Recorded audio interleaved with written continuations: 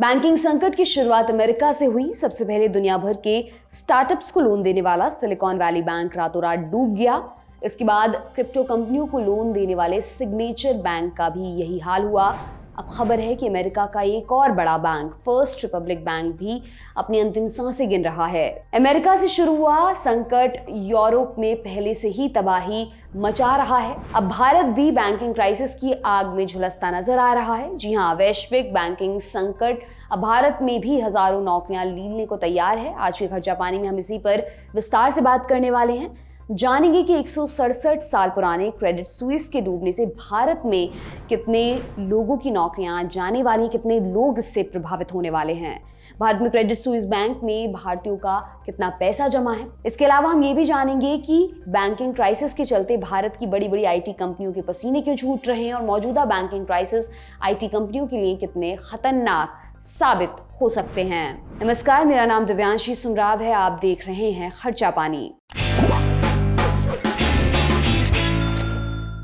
1990 के दशक में पहली बार भारत में उदारीकरण का दौर आया। ये ग्लोबलाइजेशन की शुरुआत थी, जब दुनिया को ग्लोबल विलेज कहा गया। इसके ढेर सारे फायदे हुए और कई नुकसान भी हुए।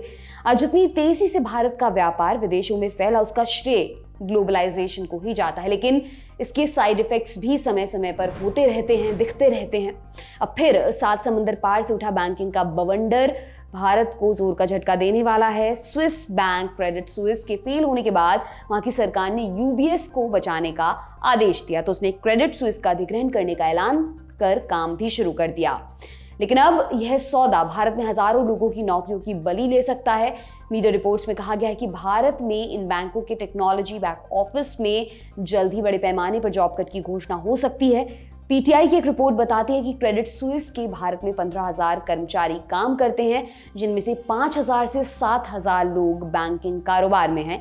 बाकी कंपनी के ग्लोबल आईटी बिजनेस में काम करते हैं। माना जा रहा है ये दोनों स्विस बैंक मर्जर के बाद अपने अलग अलग दफ्तरों का भी विलय करेंगे। 1997 में भारत में कदम रखने वाले क्रेडिट स्विस के 3 ऑफिस मुंबई, पुणे और गुरुग्राम में है। इकोनॉमिक टाइम्स खबर के मुताबिक यूबीएस अब इस मर्जर के बाद यह विचार करेगा कि उसे भारत में मौजूद टेक्नोलॉजी सेंटर्स को आगे भी जारी रखना है या बंद करना है। क्रेडिट स्विस को भारत में बैंकिंग सेवाएं देने के लिए लाइसेंस मिला हुआ है। क्रेडिट स्विस भारत में मनी मैनेजमेंट, निवेश बैंकिंग और ब्रोकरेज सर्विसेज जैसे बिजनेसेस कर रहा है। क्रेडिट स्विस का अधिग्रहण करने के बाद अगर यूबीएस क्रेडिट स्विस के भारतीय कारोबार को जारी रखना चाहेगा तो उसे लाइसेंस को ट्रांसफर करने के लिए आरबीआई के पास आवेदन करना होगा और यह बिल्कुल भी आसान प्रक्रिया नहीं है।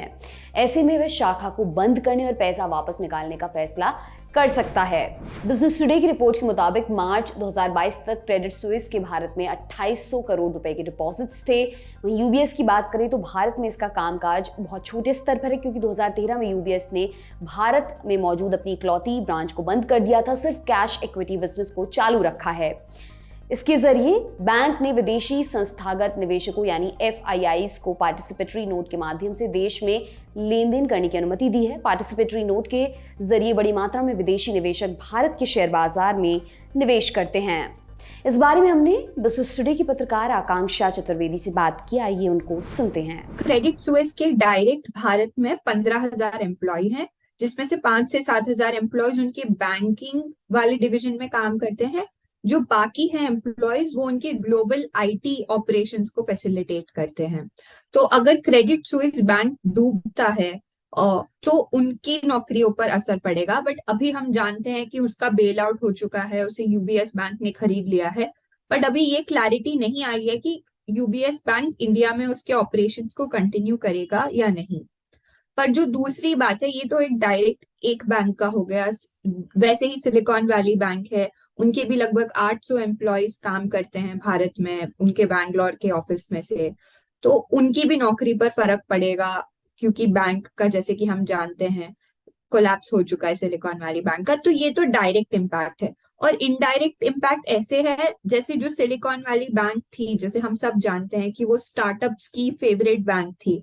स्टार्टअप्स उसमें अपने पैसे रखते थे। खासकर भारत के भी जो स्टार्टअप्स हैं, जिन्होंने वाई कॉम्बिनेटर से जिन्हें फंडिंग मिली थी, उन सब स्टार्टअप्स की उनका जो कॉन्ट्रैक्ट होता था वाई कॉम्बिनेटर से, उसमें एक बात कही होती थी कि अगर आपको हमसे पैसा चाहिए तो आपको सिलिकॉन वैली बैंक में अपना खाता खोलना पड़ेगा। तो उन सब स्टार्टअप्स का पैसा जो सिलिकॉन वैली बैंक में है वो डूब गया है। तो इसका मतलब ये हुआ कि जो स्टार्टअप्स इंडिया के हैं, जैसे कई बड़े स्टार्टअप्स हैं, जेप्टो है, खाता बुक है, इन सब स्टार्टअप्स के जो एम्प्लॉयज हैं उनको वो स्टार्टअप्स पैसे कैसे देंगे, क्योंकि उनका पैसा तो बैंक में डूब चुका है। आगे उनके ऑपरेशंस कैसे चलेंगे?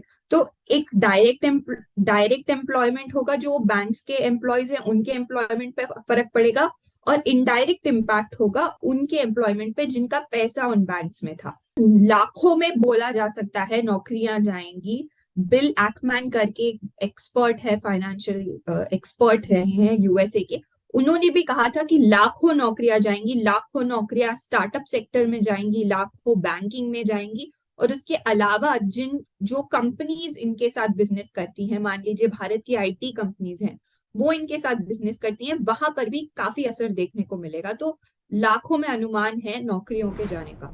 अमेरिका और यूरोप में जारी बैंकिंग संकट की तपिश भारत में भी महसूस की जाने लगी है। इकोनॉमिक टाइम्स की एक रिपोर्ट के मुताबिक इससे भारत का 245 अरब डॉलर यानी कि 20 लाख करोड़ रुपए से ज्यादा का IT business process management industry का भविष्य खतरे में है।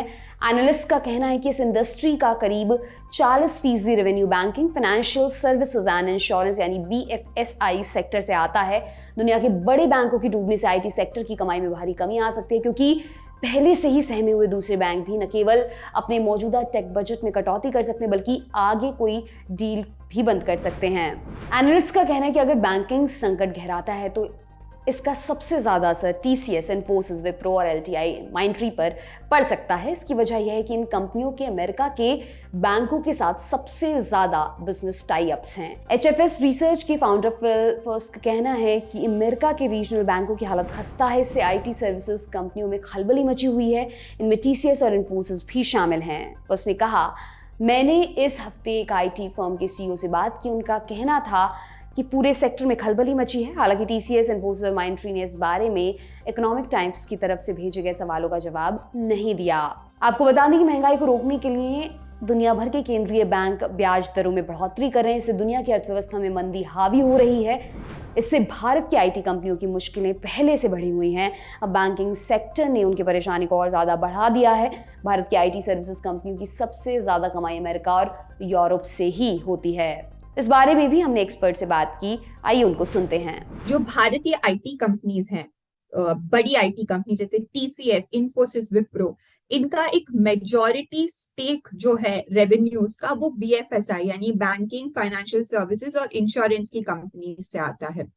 तो अगर आप TCS की बात करें तो उनके लगभग 40% रेवेन्यूज BFSI से आते हैं।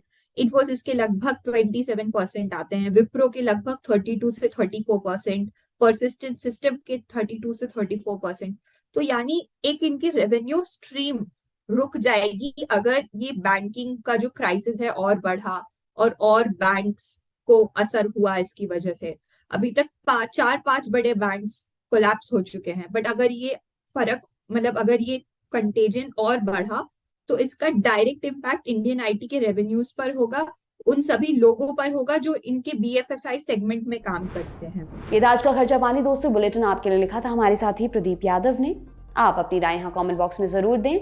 अगले एपिसोड तक अपना खूब ख्याल रखें। शुक्रिया। सिर्फ 59 रुपए महीने में पाइए YouTube पर LT प्रीमियम। किसी भी प्लेटफॉर्म से 3 दिन पहले देखिए हमारे प्रीमियम प्रोग्राम जैसे guest in the news room, किताब वाला आदि। इसके अलावा बहुत कुछ। सब्सक्राइब करने के लिए ललन टॉप के YouTube चैनल पर जाकर क्लिक करें ज्वाइन बटन।